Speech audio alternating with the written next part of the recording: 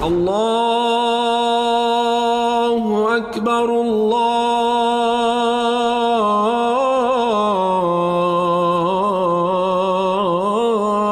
أكبر. Assalamu alaikum and welcome to the Islamic Center at New York University podcast, coming to you straight from the heart of New York City.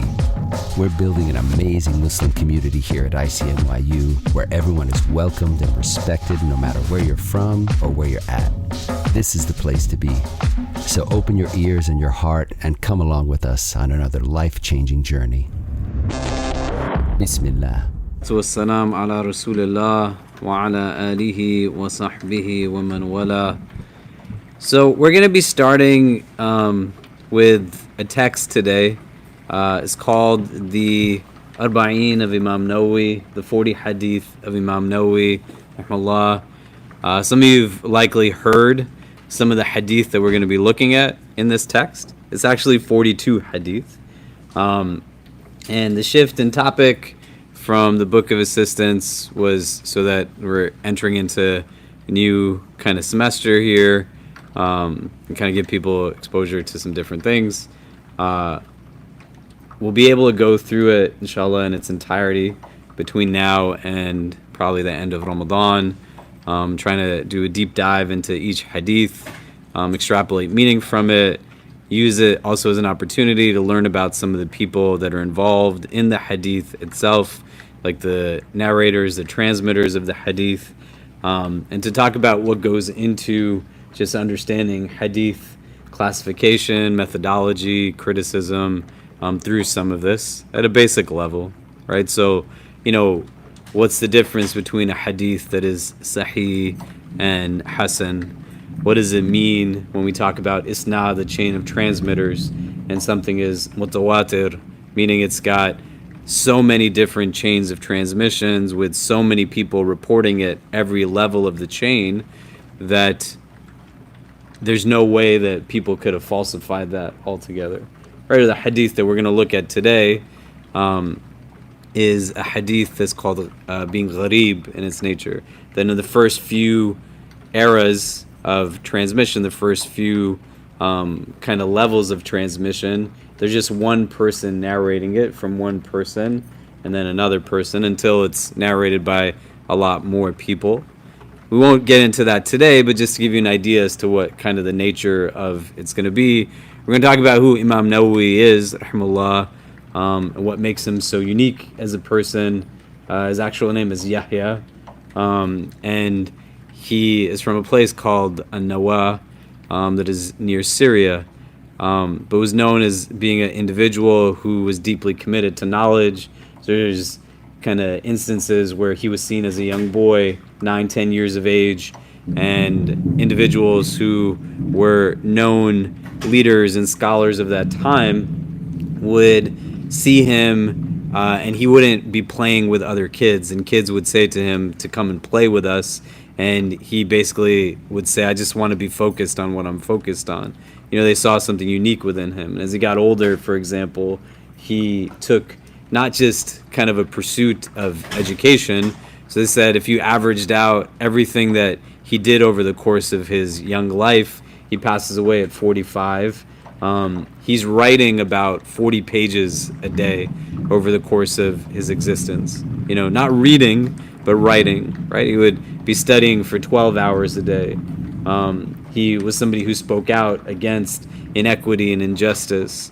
So it was very well known that aside from just his deep knowledge of Islam on principles of law and practice, as well as his asceticism and spirituality, they said a third bucket that he was just very well known for was commanding to good and forbidding to wrong. Not in the way that you walk into a space and somebody says, why are you dressed like this or not dressed like this, and they're annoying, but he would very much so speak against the rulers of the Mamluk dynasty, the kings of that time, telling them that the ways that they were engaging, their policies, these were things that were deeply problematic, and some of them would actually listen to what he was saying, right? One of the rulers follows his guidance and advice a couple of times, and when asked, why are you taking his advice, why don't you just throw him in prison, they would say that whenever he would speak to me and give me the admonition, and I would think about what it was that he was telling me, I would just get a unique type of fear in my heart, right? That was very impactful. An explanation of why, for example, he passes away at a young age is because his sense of ethics and morals are so deep that he refuses to eat food that is grown and harvested from the area that he lives in Syria, because he believes that the land has been unjustly usurped by all of the rulers at that time. And so his father would send him dried fruit to eat. That was his diet. So an explanation of why he passes at such a young age, for example, is that his sense of ethic is so profound that he doesn't want to be involved in oppression against anybody. And so he refuses to eat from what he understands to be unjustly acquired land by those who are in the elite and the authority. Do you get what I'm saying? And why we want to do a deep dive over the course of our gatherings together about who he is because you want to be informed by the authors, the orators, the speakers of the text that you engage, so you can also understand the context in which they're working in and what it is that's kind of driving and motivating them, right? It's very easy these days to just copy and paste people's words and then apply eisegetical analysis to it, right? Eisegetical meaning what? Like we have a science of tafsir in our tradition. It's Quranic exegesis. You're taking meaning from the text. What many people do these days is they formulate an argument and then they pick verses in Hadith to prove the argument, and that's not exegetical, it's eisegetical. But you can turn a book into anything you want to, right? So somebody could turn Malcolm X, rahimahullah's words into things that are deeply against what he intended them to be, right? People can take from luminaries, prophetic voices from all walks of life, and turn their words against them, and populations buy into it because they don't know anything about the person that's actually kind of speaking. Do you know? So Imam Nawawi rahimahullah was somebody who had a deep knowledge of Islam as a religion, but it also manifested in such a way where he was not trying to play games with anybody. He really wanted to make sure that people were treated right. He didn't want to benefit from the wrong that other people did, even if it was having adverse effects on who he was and the way that he lived his life. He'd rather eat dried fruit than eat from the fresh fruits and vegetables of land that he understood was taken unjustly from those whose land it actually was. Does that make sense? Right, and you want to contextualize this and what that means. You know, I went to New Mexico a few weeks ago, and one of the things that I did when I was there, outside of a retreat I was leading, I visited like local indigenous community.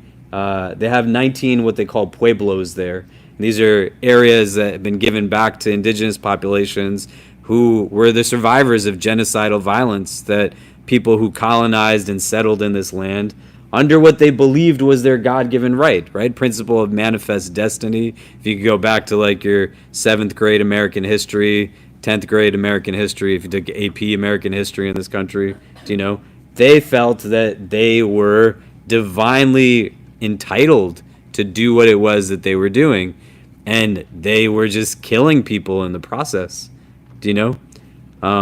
And there were people who are still in this place where generations of their families have been destroyed. At this university and many universities, you don't see a lot of people who are true native citizens of the land, true indigenous demographics, and there's reasons for that, right?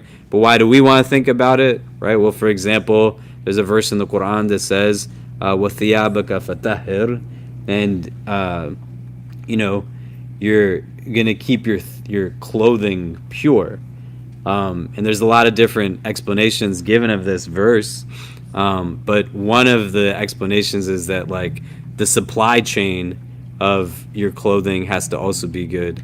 That if that shirt you're wearing was produced in a sweatshop, if the food that you're eating necessitates mass labor, child labor, oppressive like wages, you know, all these kinds of things, you are impacted by this, right?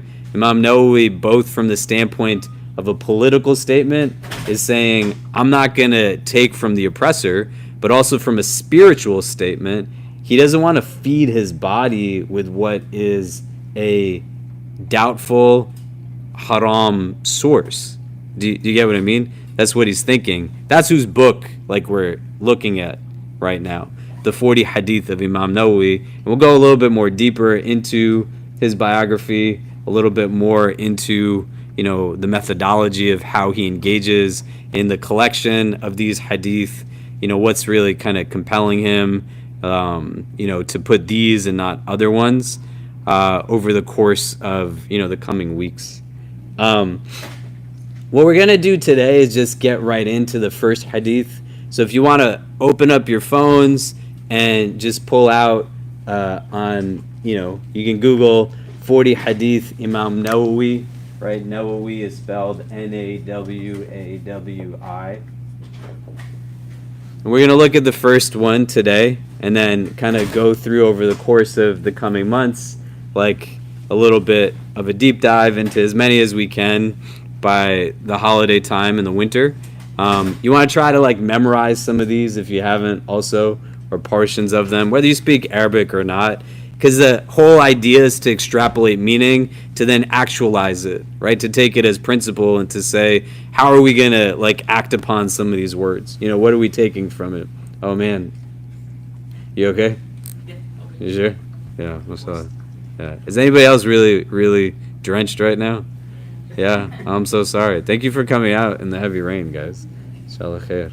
I wish we had a bunch of clothes to give to you. We don't, but please don't let yourself get sick. So anything that we could do to help, let us know, inshallah. So if you want to just pull up, just Google 40 Hadith Nawawi, it'll pop up. And we're just going to look at the first one today and start to go into it and then talk about some of those things. Terminologies relevant to like the chain of transmitters, etc. But the whole idea is for us to like take and then act upon it. You know, so some of it's going to be very like practical, like some of it's going to be more kind of, you know, spiritual. There's going to be different things, but these are really important 40 Hadith collection because it creates like a foundation that you can build upon. It really helped to also understand like who is the Prophet Muhammad sallallahu alaihi wasallam, what role does he play in our individual life? How do we like not just know he's a prophet, but actually like what does it mean to follow a prophet, to take teachings from the prophet? Does this make sense? Yeah. So if people want to pull it up, the first hadith is called the Hadith of Intentions.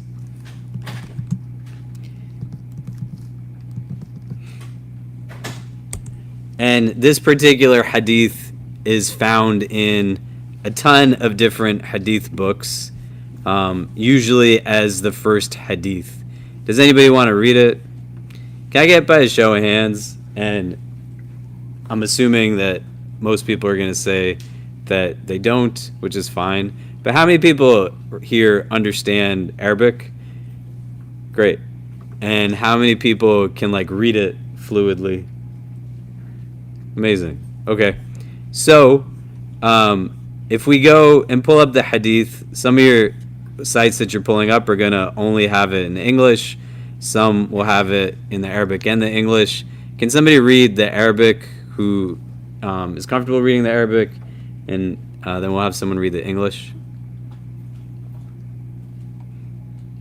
Oh, you just raised your hands. Yeah, go ahead.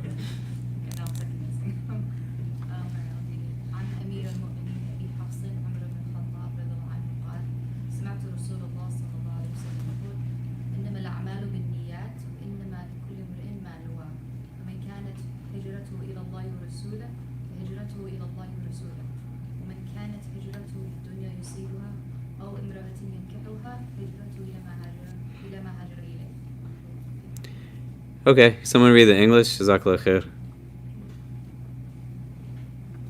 Anybody else who has it pulled up in front of them? Do you guys want to move in this way? Just as people come in to pray, they'll have some room. You can scoot in over here. Yeah. Yeah, go for it. Verily, these are only with intentions. Verily, every person will have only what they intended. Whoever emigrated to Allah and His Messenger, his immigration is for Allah and His Messenger. Whoever emigrated to get something in the world or to marry a woman, his immigration is for that to which he emigrated. Great. So right off the bat, what we're looking at here, and some of you will know this, but it's important to review, right? Part of the etiquette of our learning is revision, right? And you keep going back to things as you get older so that it just means something a little bit differently. A hadith is something very particular. What is like the technical definition of the word hadith? If someone says the word hadith, what are we talking about? Prophet's words. Huh? Prophet's words. The Prophet's words, what else? Hadith means like someone said something. Yeah, but in the technical sense of a hadith, like the words, is it more than words? Actions. Actions? Yeah. Anything else? Really attitude. Yeah, kind of, right? So when we're talking about a hadith is going to refer to the actions, the sayings, and the tacit approval of the Prophet Muhammad sallallahu alaihi wasallam. So if he did something, he said to do something, or he saw you do something and didn't say don't do that, that all will fall under this. And it's going to have two parts to it. It's going to be made up of something called isnad. This is a chain of transmitters. And the second part is called the matan. That's the text. So in what we just read, where it says an Umar ibn al-Khattab, that's like the end point of the chain of transmission. When we look at this hadith, we're going to show you what like a isnad kind of tree looks like. You know, and it's going to go through levels that start in more proximity to like our generation, right? So and so heard from so and so, heard from so and so, heard from so and so, heard from so and so, heard from the Prophet sallallahu alaihi wasallam. This is like a big deal within our religious tradition, isnad, and it's very thoroughly analyzed, broken down. There's a lot that goes into it. There's a book by Jonathan Brown, Dr. Jonathan Brown, Jack Brown. He's a Muslim guy. If you haven't heard of him, he's a professor at Georgetown. It's on hadith methodology. It's really simple. There's another text by a scholar named Siddiqui. I'll bring some of these next time. I just came from Morocco this morning, and there's a bunch of books that I intended to have, but I didn't know I was going to go to Morocco this weekend. I went for earthquake relief. Mashallah, I'm really proud of our community. We've raised about $400,000 so far to assist our brothers and sisters there. Make special dua. Things are really difficult right now.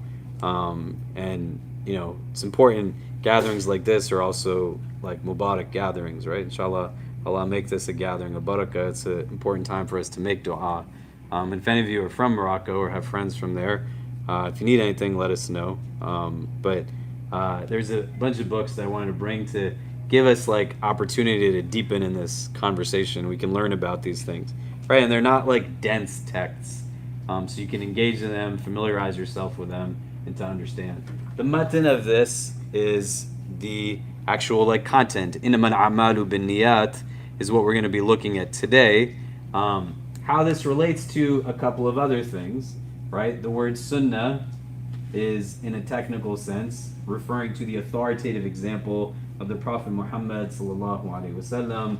You're deriving like what is sunnah from the hadith literature, but it's not derived in such a way where every hadith becomes a basis of explanation for a legal ruling, or every hadith is a basis for a theological principle, or every hadith is a basis for ethics and character and value. But there's a bunch of different topics that you can look around, and over the course of the semester as we go through it, we're going to talk about like the different levels of authentication of the isnad that then tie into like certain kind of parameters of what's acceptable to become a basis for why, we might pray in certain ways, why do other people do it in different ways. But just to give you that as a background. Okay, so we want to do a couple of deep dives into certain things. The main transmitter on this hadith is a man by the name of Umar ibn al-Khattab.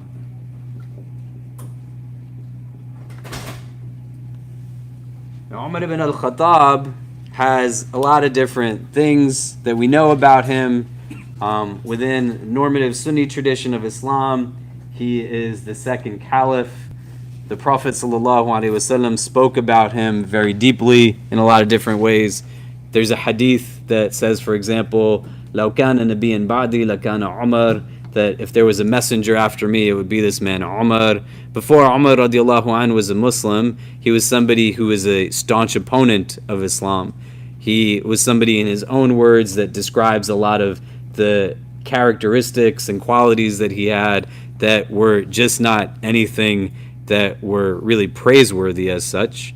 And nobody thought there was anything good within him, right? He went out of his way to be abusive and to be hostile. On one occasion, he sees a woman by the name of Layla, and Layla looks as if she's going on a journey.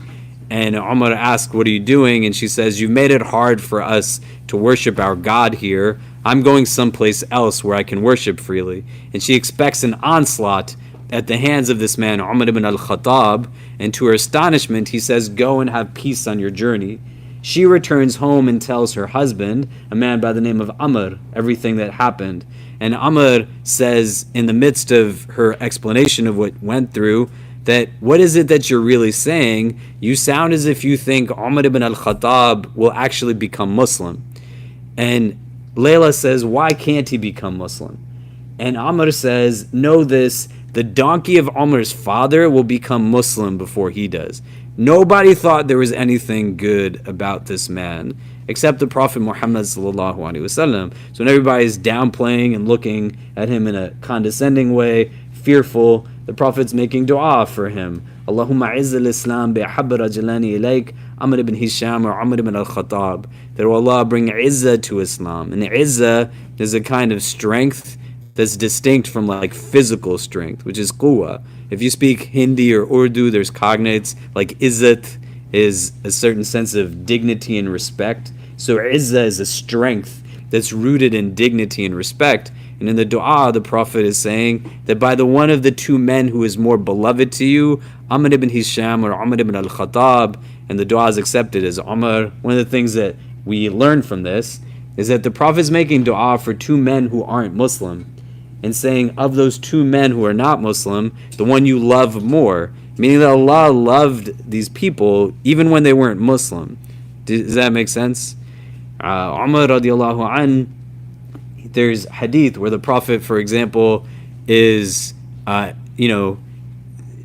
experiencing like drinking milk in dreams, and then as it's kind of coming from him through his hands, it's going to Umar who's drinking it. And when he's asked to give explanation on what this means, he's saying like this is knowledge. The milk is metaphorical for knowledge. There's a bunch of different things that we could talk about in terms of who he is and what he represents, but when we start to go through these narrations, we're going to do biographical sketches of these people also, so that we know and get familiar with them and understand like how is it that they're the ones that are transmitting this hadith. Because some of this becomes really important.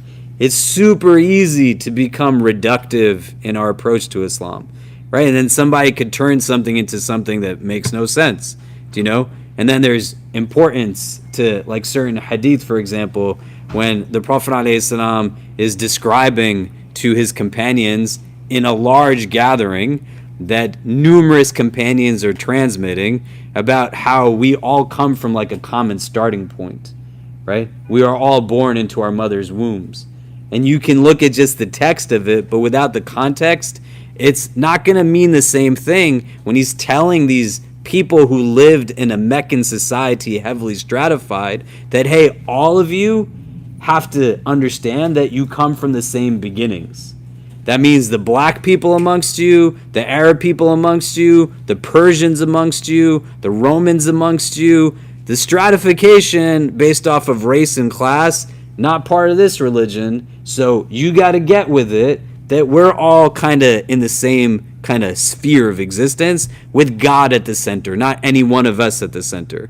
So knowing who's narrating it, knowing like what's the reasons that this is coming up, helps to deepen in an understanding of the meaning and where it is then that it bears relevance to us. Does that make sense?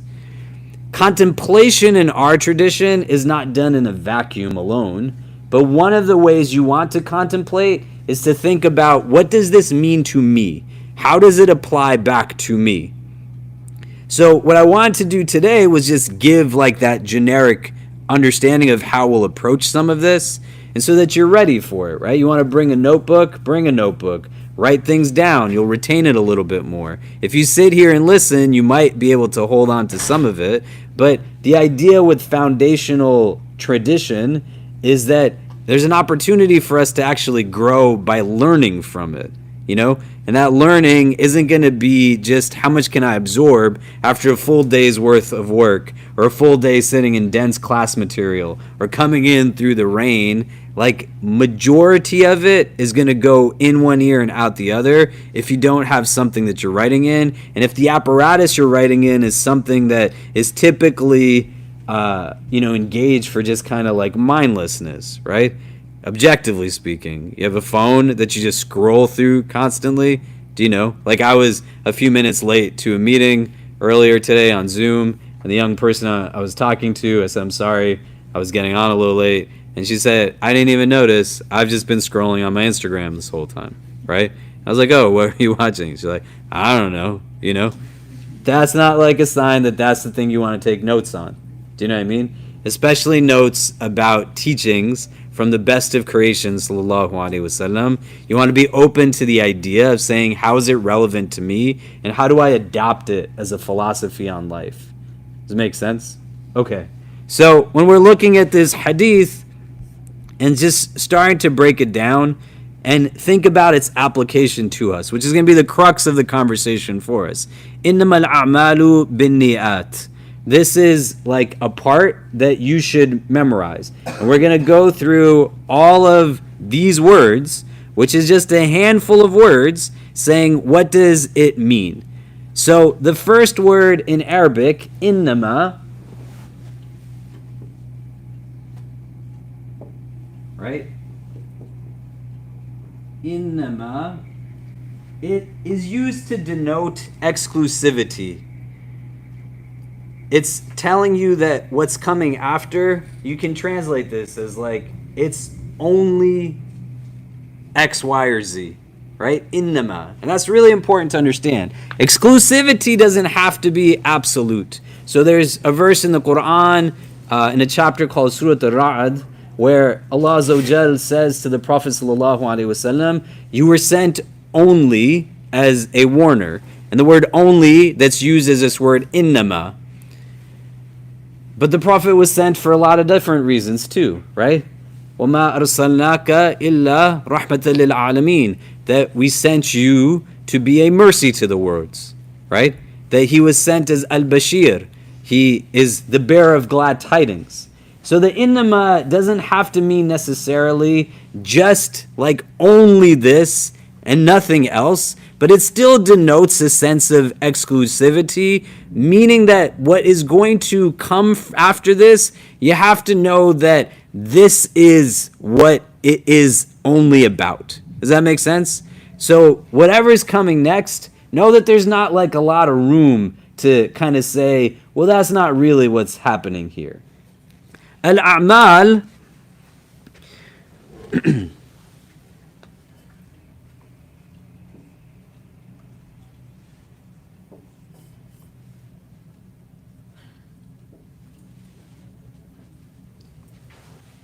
I'm writing the English backwards, sorry. Innamal a'mal. So a'mal is the plural of the word amal. In Arabic, there's two ways to say like an action. This means actions. The alif and lam in the front is giving a sense of just general actions. So general meaning like any action can fit under this bucket. Sitting, looking, staring, right? Speaking even is considered an action within our religious understanding, right? But anything can be an action. An amal is different from a fa'il. And the whole hadith is going to be rooted in this concept. A fa'il is something that you can do without presence or consciousness. What makes an amal different is that it actually has presence of mind to it. There's consciousness there. There's a sense of awareness and wakefulness to it, right? Like right now, you're breathing. If you weren't breathing, it would be a problem. You are not thinking, alhamdulillah, as a mercy from God, that every breath you took, if you could imagine that you had to think about it again and again and again, all your day would be spent just, now I'm going to breathe, now I'm going to breathe, now I'm going to breathe. It just happens on autopilot. You blink your eyes. You don't have to do that with a stream of consciousness sometimes, right? But it just happens. There's mercy to this. The notion isn't that every single act has to be something, but for the purpose of what we're talking about, this word in particular is rooted now in this idea of consciousness. The next word that comes in, I wrote in the corner, sorry, is just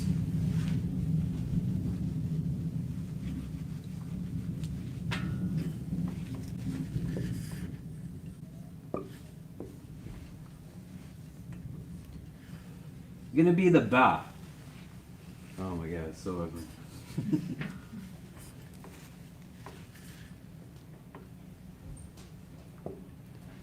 Innamal a'malu bih. Right, this is a ba. It's the same like letter that we have in Bismillah. But the word ba, grammatically, it's a word. It's a preposition. And there's like tons of different ways you could use this preposition. The two primary ways it's understood in this hadith is that it's a ba of accompaniment.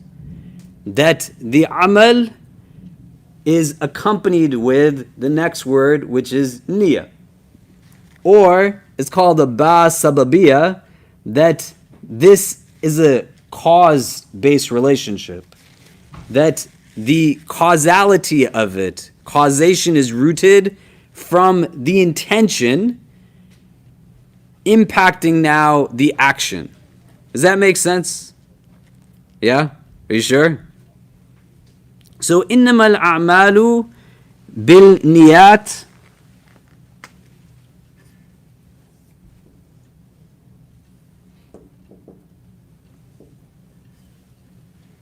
Is the entire hadith.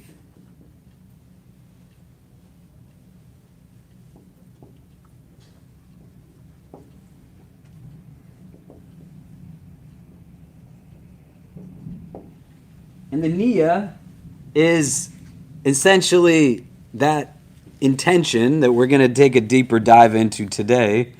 That is, why am I doing what I'm going to do right now? The consciousness, the wakefulness is rooted in this thing. The example that comes after this is rooted in three categories, right?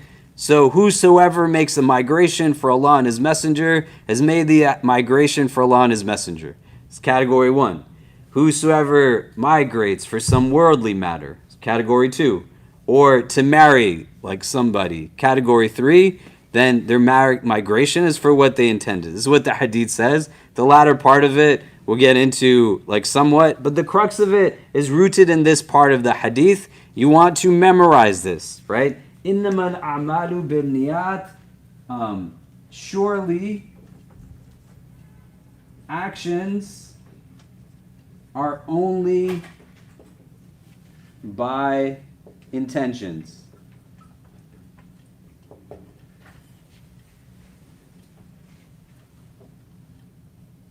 Now I want to focus on each of these words a little bit to get us to a place where we can think about it more. Can we have everybody move in, just so there's room for people as they're coming in to pray?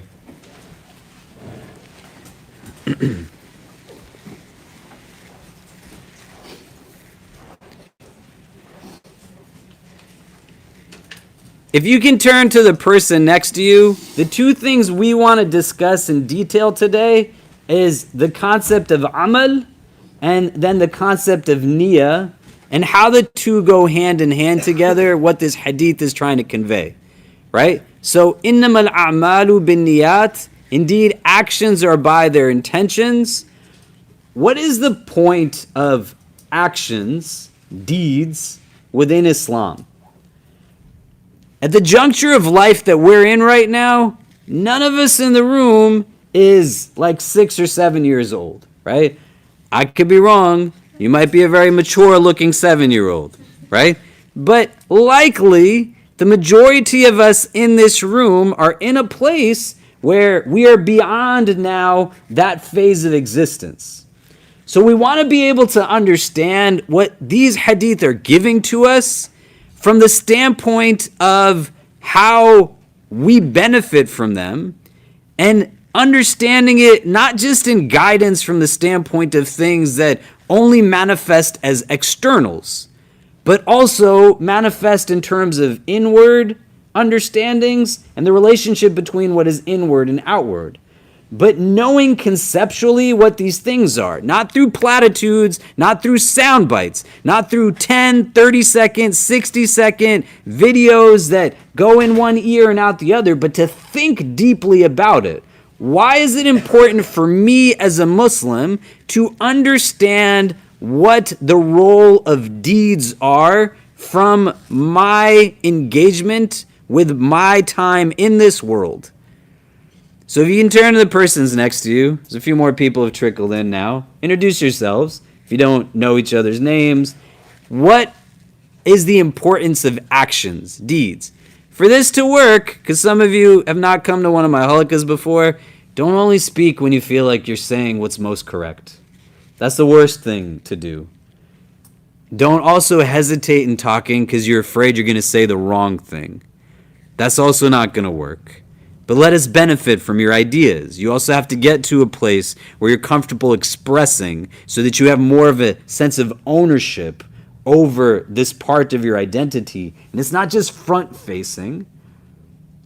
And the most important thing is that your perspective might add a frame that we're not even thinking about, that could help us to engage more deeply in some of this, right? I sat with two of my friends, an example I like to use to illustrate, and we were talking about the story of Musa alayhi salam. One of my friends Bengali, the other one's African American. We're speaking about this in the context of the exodus of the Bani Israel, and my black friend said to my brown friend, we love the story of Moses, especially the emancipation, because in our family, my grandfather and my grandmother, they're rooted in slave experience in this country. And we just listened to him tell us this story in a way that only he could tell us this story. And my Bengali friend, at the end of it, he said, I have never thought about the story of Musa and the emancipation from Pharaoh in this way before.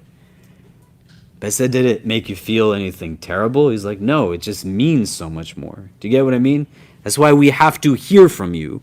And you have to understand that this is a community that's going to ask you what you think about things. And part of your deepening and then actualizing on some of this is that you verbalize so that you can even think about what it is you're thinking about. Do you get what I mean? So what is the role of actions, amal? Like if somebody came to you and said, what is like the point of this deeds thing, right? Why are there what's the emphasis on this? What would you say to them? If you can turn to the person next to you, talk about it for a few minutes and then we'll come back and discuss. Go ahead. Okay. Shh. So, what is the importance of a'mal in Islam as a religion? Like, how do we understand this from multiple facets? Innamal a'malu bin niyat. Like, to have a good intention, or intention even, presence in acts, necessitates first understanding, like, what's, like, actions got to do with anything in Islam. Do you know what I mean? So what would you say? What did you discuss? Yeah. So we talked about like how intention can like corrupt some things that you do. Like if you do it for like showing off or something, it can turn a good deed bad. But it can also like make like really mundane things that you do. Like, No, but you're supposed to be talking about actions, not intentions yet, right? Just what's the role of actions in Islam? Why is that something that's important? Just the amal. Then when we talk about intentions, we'll come back to that. Did everybody get that when I said that? You didn't get that? Yeah. Sorry. I'm like half asleep, man. I woke up on Saturday, and then some guy called me, and he said, hey, can you go to Morocco? And I said, yeah. I asked my wife first, and she said, sure. And then I got on a plane, and we just landed and went, you know? And I thought I would be able to push through it. And then I was sitting with Amira and Sheikh Fayaz in the office, and they were asking me how it went. And I couldn't remember the like term exit row. I was trying to describe it. You know, I was like, this row, and then there's the door to the plane, and they're looking at me. I'm like, I'm the dumbest person in the world. So forgive me if I'm not as coherent as normal. You're gonna say something. Go ahead. Yeah, I was gonna say, action is like the only way someone can see that you're doing something. Like it's like a portrayal of your intentions, basically. Great. So an action is like a portrayal of a trait, but not like rooted in the hadith. Just how do acts relate to us? Like, what's their importance? Why do we need to know what they're about? Yeah. I said the intention of your action is what distinguishes you between being a hypocrite and a believer. So, anyone else have any thoughts?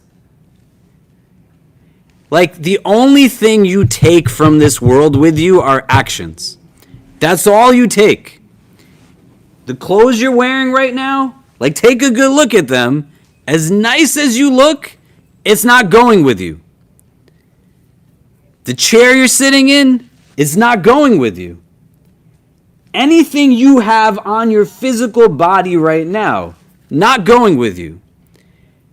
Whatever's filled up your closets, the car that you drive, anything in your wallet, whatever's in your house, none of it is going with you.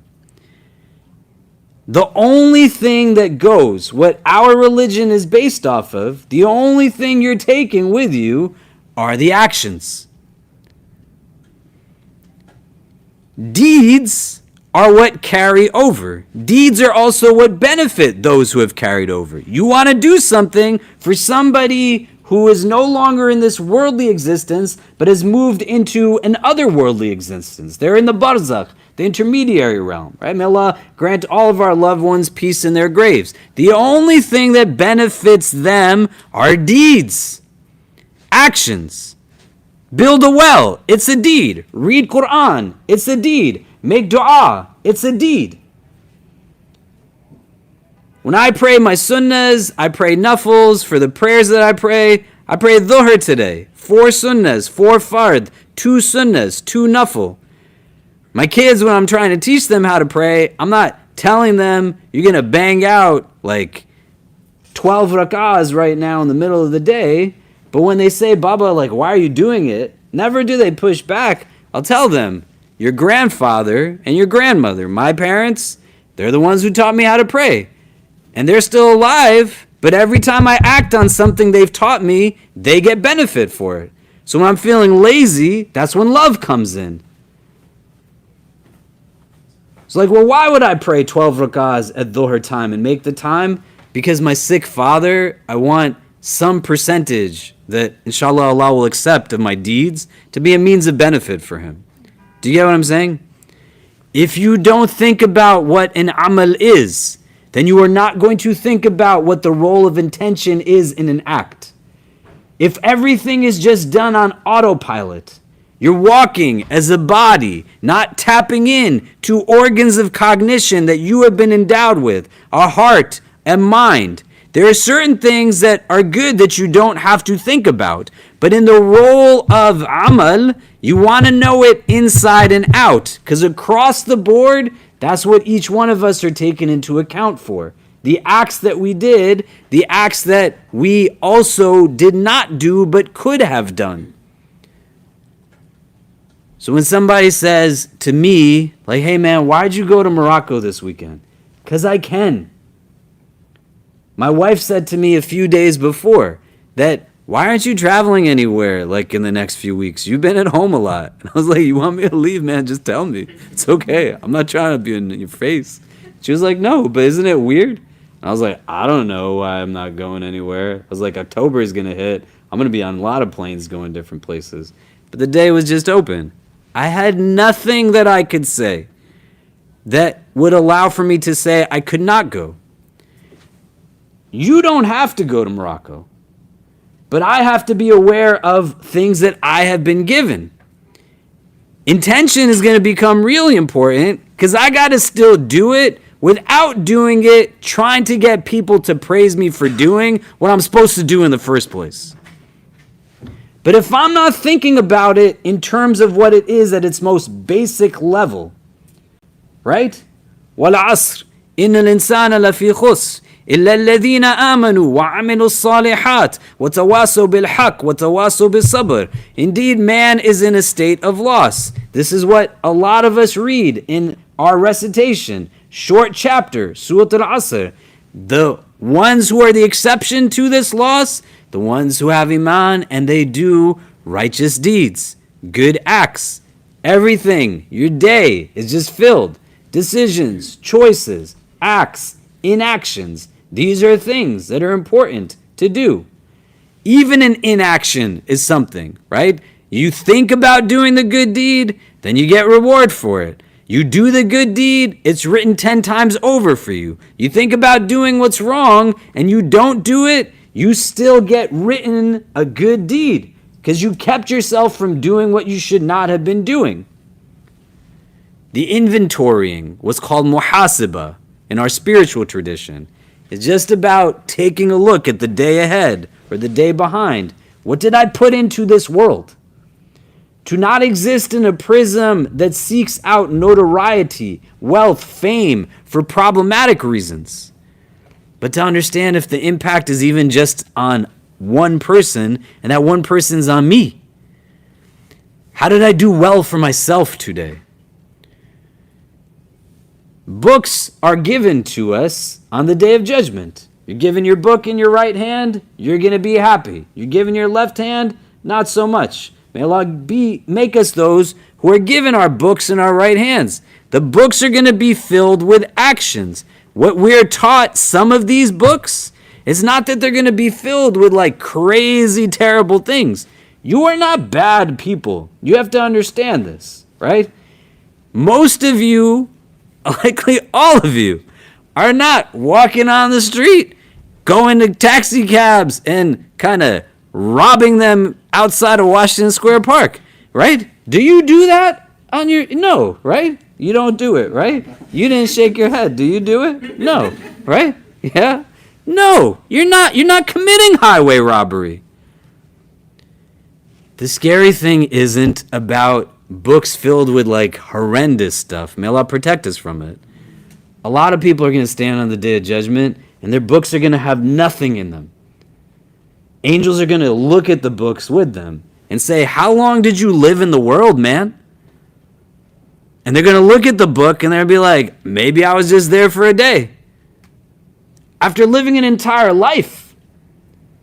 So the key part to this hadith is not just about intentions, but it's also about understanding the role of actions from the standpoint of our tradition.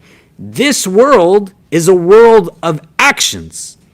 The next world, the barzakh, the intermediary realm, the grave. May Allah make our graves places of light and illumination. You can't do things then. The day of judgment, you cannot do things then. Nobody gets to stand on the day of judgment and say, Ya Allah, let me go give that poor person some of the money that I have. Samir and I were just looking out the window outside in the rain. people running around. Some of you are probably running into here. There's one guy just standing right by the gate, right? And I said to her, that's one of the guys that lives in the park. You can't do anything for him when you're in the grave. You can't. Every time you passed him by without acknowledging his presence.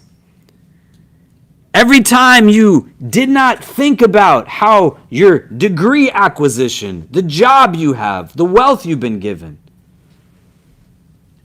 can apply to actions relevant, maybe not to him in specific, but not taking his example in vain and understanding it bigger.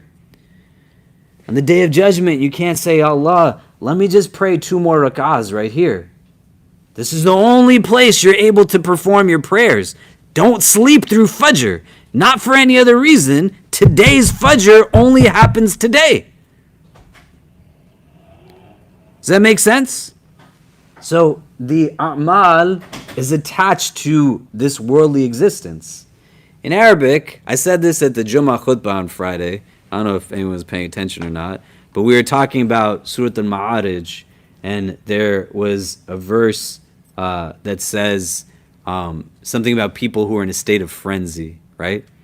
And the letters are the same as in a dua where the Prophet ﷺ seeks protection. Allahumma inni a'udhu bika min al-hammi wal-huzn. That, oh Allah, I seek your protection from anxiety and sorrow. Wa min al-ajzi wal-qasal. And from incapacity and laziness. And then it goes on more. And the root of ajiz is ayn jim za.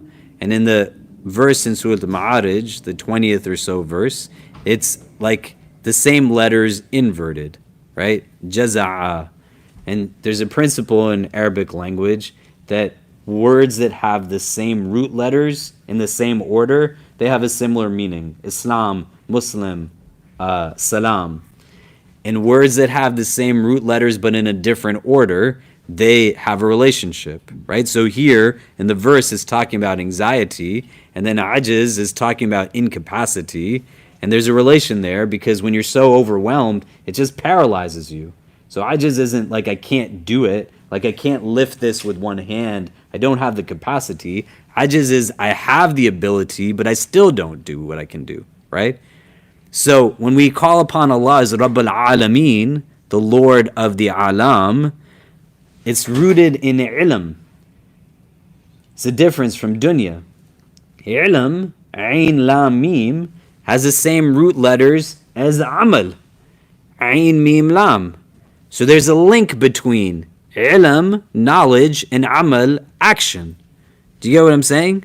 So you want to embed that into this idea that the Alam is the place of Amal. And as you take steps and you know things, when she and I can stand at the window and see that person, and we know he exists, what am I going to now act upon that knowledge with? Do you get what I mean? Does that make sense? Innamal a'malu binniyat. The first part is recognizing the importance of the role of the action in our tradition. That's what makes you different. You have the ability to choose. You can choose beauty or you can choose ugliness. You can choose righteousness. You can choose unhealthy righteousness, right? You can be in a place where presence is removed, but step one is to just think about actions and not let anything be seemingly mundane, because the small ones are the important ones, right? Smiling at people, greeting people, like extending a hand. Do you know what I mean? You can walk into a space and not even acknowledge the presence of individuals, right? It's a problem. Do you get what I'm saying? Okay. Turn to the persons next to you. What are you taking away from this conversation on the role of actions, the role of deeds, how that fits into some of our understanding of not just this hadith, but just your relationship with Islam as a religion, right? What are you taking away from this part of the conversation? And then we'll come back and discuss. Go ahead. Okay, so what are some of the things coming up for people? This conversation on actions, what does it make you think about? Any thoughts? What are we discussing?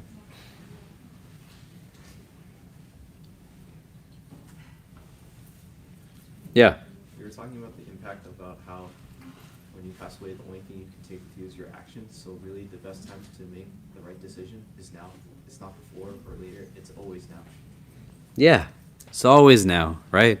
I said this to you when I went to Turkey, and I was just saying it's an earthquake again, Morocco. May Allah make things easy for them. I'm sitting with people, man, and this one brother, his name is Hisham.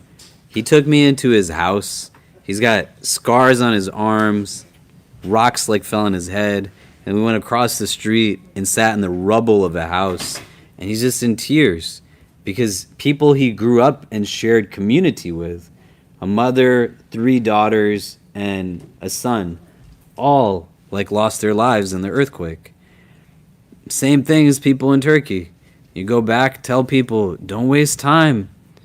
Don't waste time doing things that just don't make sense to do with your time. None of us woke up thinking this was going to happen to us. Tell them to tell the people that they love them. Tell them to tell the people that they're grateful for, that they're grateful for them, right? The only thing you take with you is actions. And in the world, you don't want to regret that you didn't take the time to execute on something today that you thought tomorrow could come, and tomorrow is not going to come. It's not meant to be a morbid, paralyzing thought, right? This is where the intention part is going to be critical, shifting the paradigm to make it now a motivating factor. They're like, hey man, I was created, but I'm created for eternal existence. May Allah make us all people of Jannah. So I don't know how long I'm going to be in this place, but I know that it's got like a limit to it. So why am I doing what I'm doing here? Do you get what I mean? What else? What else is coming up for people? Yeah. One of the things we talked about is the connection between knowledge and action. I think we were talking about. We were saying that sometimes things are like black and white and easy, like praying salat, like it's mandatory, but there's a lot of complexity and gray in the world, and sometimes you don't know what action is the right action. And lately, I've been realizing that I went through a lot of my life doing things because my parents taught me to do them instead of knowing the knowledge behind them. And it can kind of take away the motivation and the certainty of why you're doing that. So the importance of getting the knowledge, which will affect the action and the intention. Yeah, and a great part to this also, of the many things we could pull from what you're saying, is that when you start to reflect on the things you're doing, you're going to see that certain things lack intention because you didn't let yourself just breathe and rest. Everything doesn't always have to be done right in the moment. This hadith is also something that calls you to a place of stillness so that you can bring intentionality to what it is that you're doing. How can you bring intention if you're always running, always on empty, always just overworked, never making time for the places from you that allow for intention to manifest? Ibn Taymiyyah, rahimahullah, he says that the place of intention is in the heart and in the mind. It's not just on the tongue. You can just spit out whatever you want to from your tongue, but exhaustion overwhelming the rest of you, right? I got to figure this out right now. You know how many people I've sat with in my office who for years are trying to figure out how to marry the person they want to get married to. And then they come and they're like, you just have to help me fit. I'm like, hey man, you ain't figured this out for the last 1,200 days of your life. You don't need to figure it out by tomorrow morning. Just take some time to rest. You likely will not figure it out by tomorrow, but you can bring some stillness that actually allows for purposeful intention to come, right? The same thing that happens now with ritual and practice. Fajr does not feel the way Fajr should feel because the inward part to it is not there when the outward is in such a state of agitation and the inward is just also agitated. I gotta pray in the last 10 seconds every time. I missed it again. What's the point of even trying? I'll just pray it when I wake up. Oh man, I'll just make it up when I get home, right? There's a pattern to it, right? And when you sit and you understand your actions from you, just spend some time looking at your actions, not somebody else's actions. not a religion about judging other people. If you get your kicks off of like making other people feel like garbage, you're not doing this religion right. You know, may Allah make it easy for you and forgive you. But you got to spend time in honest self-reflection upon what's coming from me. Innamal a'malu binniyat. Anybody else?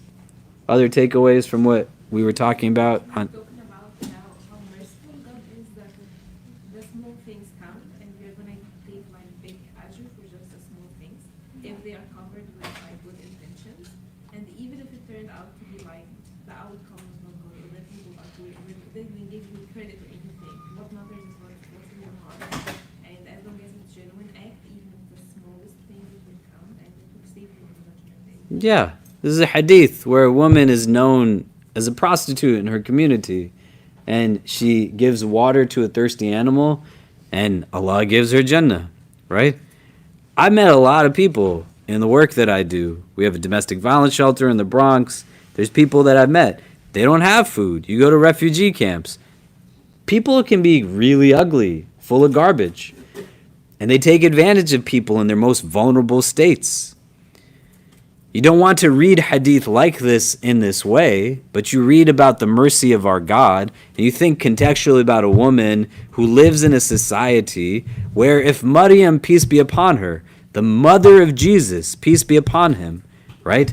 One of the greatest women ever created is essentially mocked, ridiculed, and slut-shamed by the people of her time.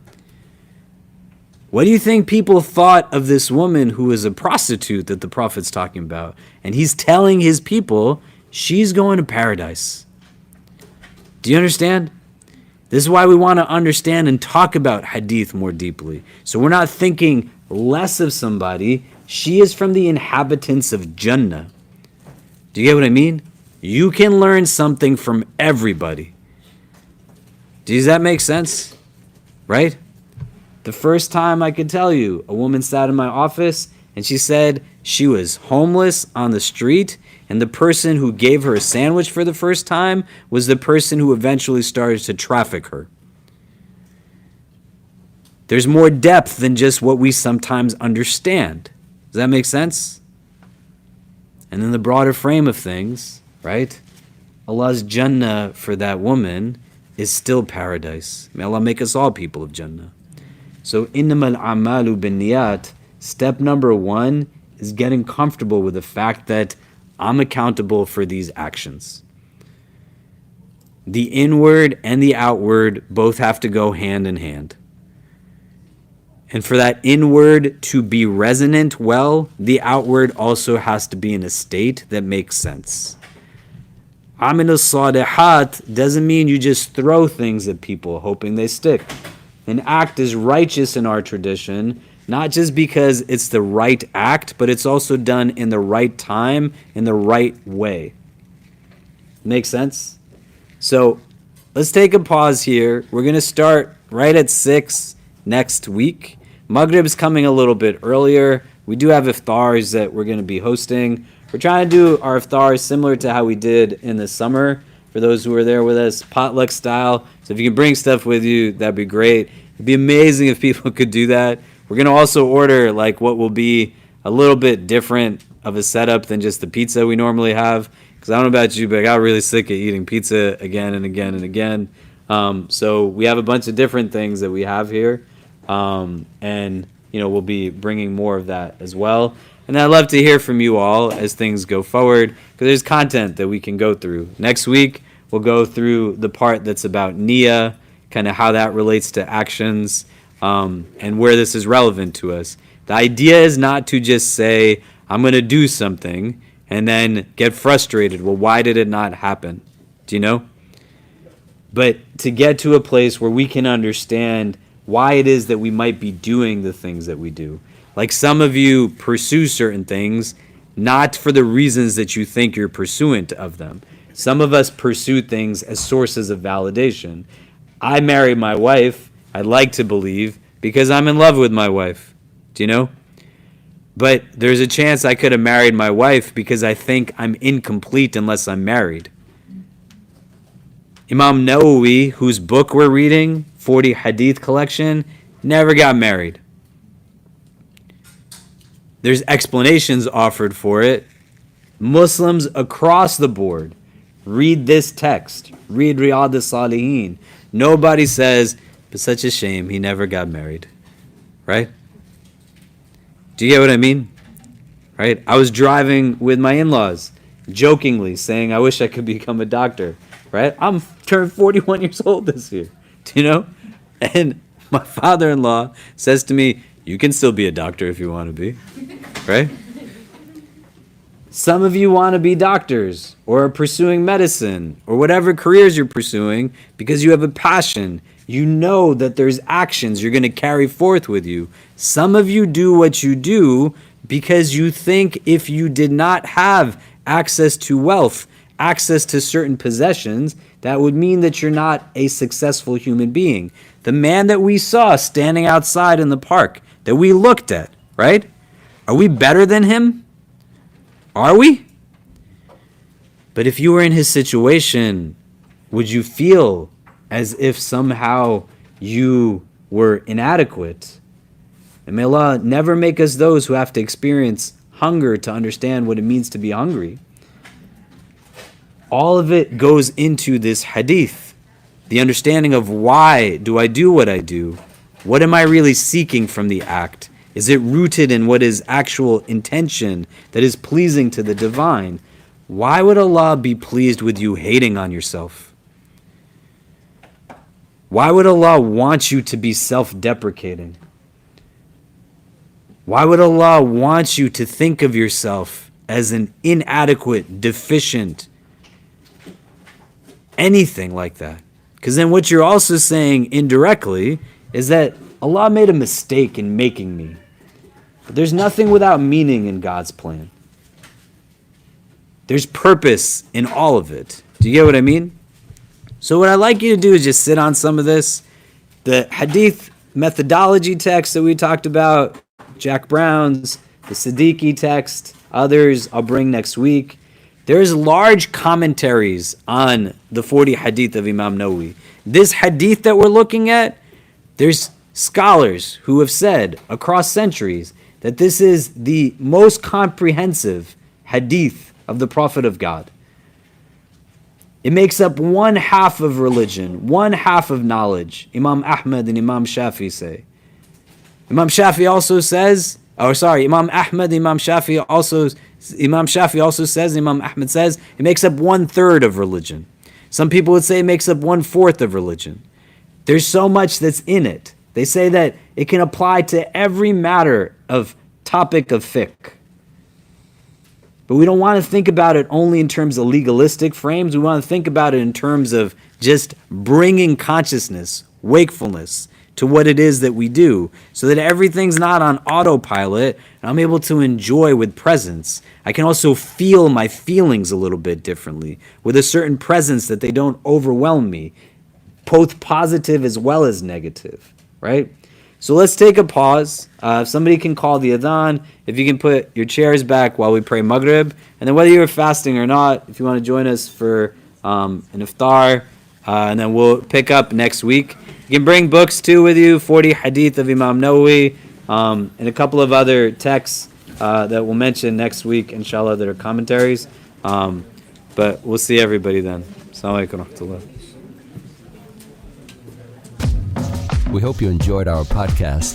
If you're inspired by the work that we're doing at the IC and want to help keep it going, subscribe to our podcasts, follow us on social media, donate to help support us at ICNYU.org, and most importantly, keep us in your continued du'as. Until next time, inshallah. Assalamu alaikum.